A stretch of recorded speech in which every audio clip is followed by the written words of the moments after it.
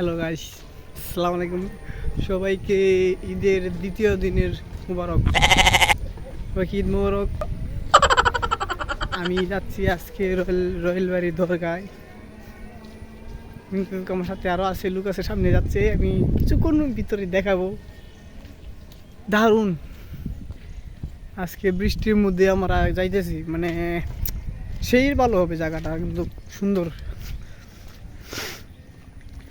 তো যারা যারা মনে করেন যে আসতে পারেন নাই, তারা কিন্তু এই প্যাকের খাতার মধ্যে আসার প্রয়োজন নাই, পরে আসবেন, আর 1-2 দিন পরে আসবেন, তো ভালো, মানে মজা হয় অনেক।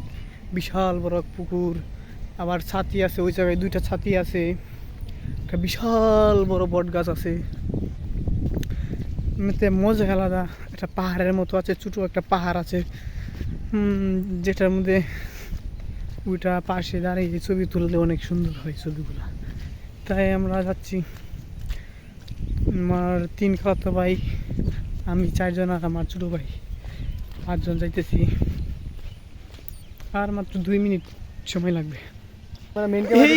এই যে রাস্তার অবস্থা, দরগা কত সুন্দর একটা জায়গা, স্থান, গুণীয়মানীয় স্থান আমাদের। কোনো কথা ভালোভাবে বল। এই যে পুকুরটা দেখতেছ, দেখুন তো, একসময় আমরা প্রচুর খেলছি এই পুকুরটির মধ্যে। এখন মনে হচ্ছে আইতাম, মনটা তাই না?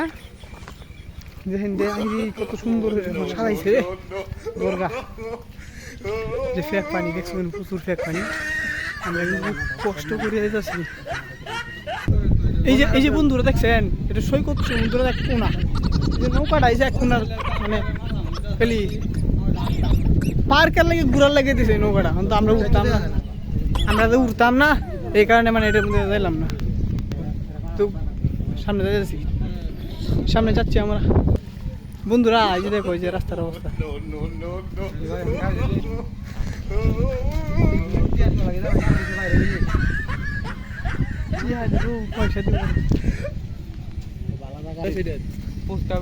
তো বন্ধুরা, আমরা আইসাই পড়ছি প্রায়, যার মাত্র 20 সেকেন্ড সময় লাগবে, 20 সেকেন্ড, যেখানে কিন্তু পাক্কা মাত্র 20 সেকেন্ড, যে আমরা এখন পাক্কার মধ্যে উঠে পড়ছি। ওই যে চাচা দোকানদারি করে, এই যে বিশাল সৈকত সমুদ্রে বলছিলাম, এই যে ওইটাই এই পুকুরের মধ্যে মনে করেন যে এক সময় যদি ফজরের নামাজের আগে কেউ আইসাদু বলতো যে আমাকে চাল, মানে বিয়ার সাথে যত আবজপত্র আছে সবগুলাই জানি এই থেকে দিত। এই যে এখানে একটা বিশাল সমুদ্র, এই যে বিশাল বড় বটগাছ, বিশাল বড়, দারুণ ভালো লাগতেছে বাতাসটা। সে দরগার গেট, তারপরে সামনে ছাতি আছে সুন্দর সুন্দর। এই যে ছাতিগুলোর কথা বলছি, সুন্দর করে ছাতি।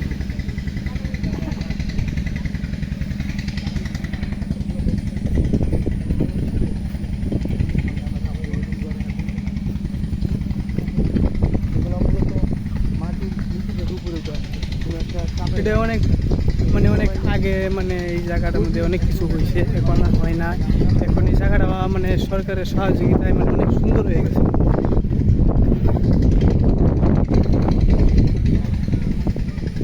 এই দেখেন, এই একটা ছাতি, তারপর ওইখানে এই যে বিশাল বড় পুকুর। এটা কিন্তু আসলে মেইন জায়গা। এখানে 12 জন কাজ করতো, 13 জনে পুরাহিন, এই কারণে উনি মানে চলে গেছে এই জায়গা থেকে। এটা মানে অনেক সৌন্দর্য একটা স্থান।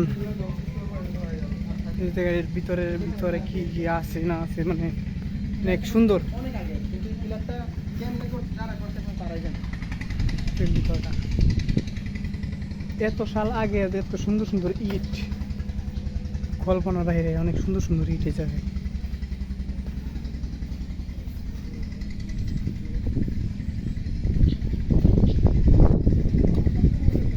এখানে হাতের নকশা আছে এই জায়গায়। একটা জিনিস দেন, কেমনে সম্ভব এগুলা, এই দেন হাতের কাজ, নকশিগুলো অনেক আগে গেলা যুগেলে, এগুলা আমার নানারাও বলতে পারে না, অনেক আগের। এটা একটা মসজিদ, মসজিদ স্থান। এই মসজিদের পিলারগুলো হয়েছে মানে সম্পূর্ণ অর্ধেকটা সম্পূর্ণ কাজ হয়ে গেছিল। যে নিচেও কিন্তু সোলিং টুলিং দেওয়া আছে জায়গার মধ্যে অনেক সুন্দর করে। এই যে দেখেন আর অনেক সুন্দর ভিতরে মানে চতুর্দিক দিকে সৌন্দর্য।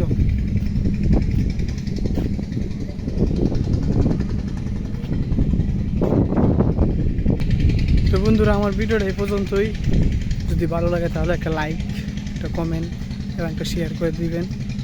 এই জায়গাটা সম্পর্কে যদি আরও কোনো মন্তব্য থাকে তাহলে আমার কাছে ফোন দিবেন বা মানে আমার মেসেঞ্জারে জানাই দিবেন, তাহলে আমি সুন্দর করে মানে বলে দিতে পারি। অনেক সুন্দর একটা স্থান, আপনারা চাইলেও আসতে পারেন, এখানে কোনো সমস্যা নেই, কোনো প্রতারণার শিকার হবেন না। অনেক ভালো জায়গা স্থান। রয়েলবাড়ি কেন্দ্রদানা রয়েলবাড়ি ইউনিয়ন এটা পড়েছে।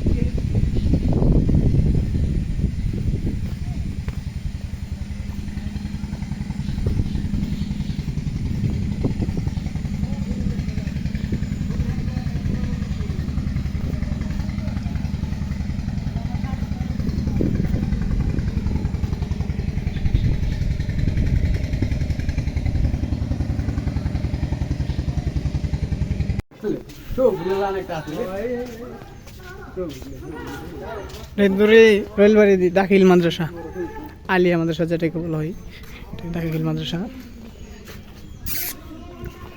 ওই যে একটা পাহাড়ের মতো আছে এই জায়গায়, আমরা সেখানে যাবো।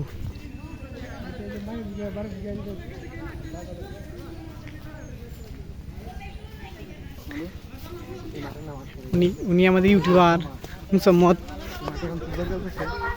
কমেডি কিং রাজা গান।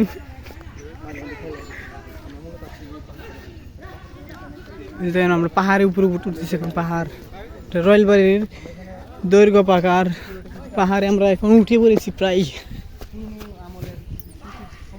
এই যে দেখেন পাহাড়ের উপরে উঠলে কিরকম দেখা যায়। এটা কিন্তু রুম ছিল, এগুলো গর্তগুলোর রুম ছিল, তারা এখানে বসবাস করতো। তো অনেক আদি যুগের মানে এইগুলা মানে স্থাপনাগুলো ছিল, এখন তো মাটিতে পাহাড়ের মতো হয়ে গেছে।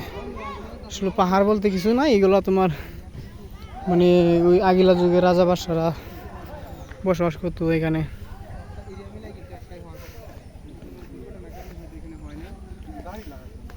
তো যেটুকু হয়েছে ততটুকু আমরা পাইছি আর কি।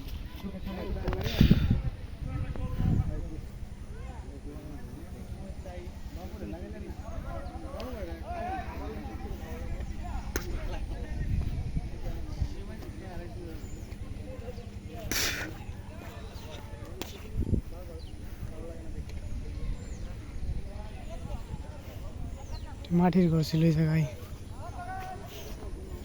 রুম ছিল, বারিন্দা ছিল, অনেক কিছু ছিল। এখন তো বহুকাল আগের এগুলো আমার মানে অনেকটাই আমার নানারা বলতে পারে না এই জায়গায় যে মানে এগুলো অনেক আগে ছিল এগুলো। দেখেন গাছগুলা কতটুকু